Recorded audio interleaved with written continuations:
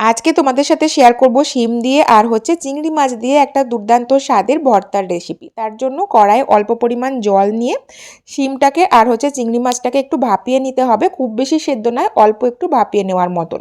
আর তারপর মিক্সির মধ্যে নেওয়া হয়েছে রসুন, কাঁচা লঙ্কা আর ধনেপাতা।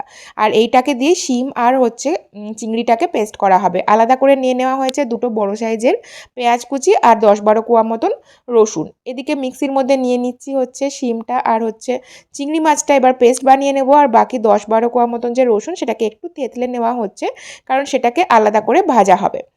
পেস্টটা বানানোর সময় একটু জল অ্যাড করতেই হবে, তা না হলে পেস্টটা তো ঠিক করে বানানোই যাবে না।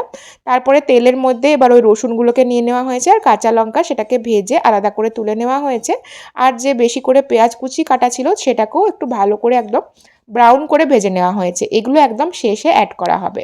তারপরে কড়াইয়ের মধ্যে অল্প সর্ষের তেল নিয়ে তাতে কালো জিরে আর কাঁচা লঙ্কা ফোড়ন দেওয়ার পরে যে পেস্টটা বানানো হয়েছিল চিংড়ি মাছ, ধনেপাতা, শিম, রসুন আর কাঁচা লঙ্কা দিয়ে, সেটা দিয়ে অল্প ফ্লেমটাকে একটু কমিয়ে দিতে হবে, না হলে ছিটা ছিটা লাগে।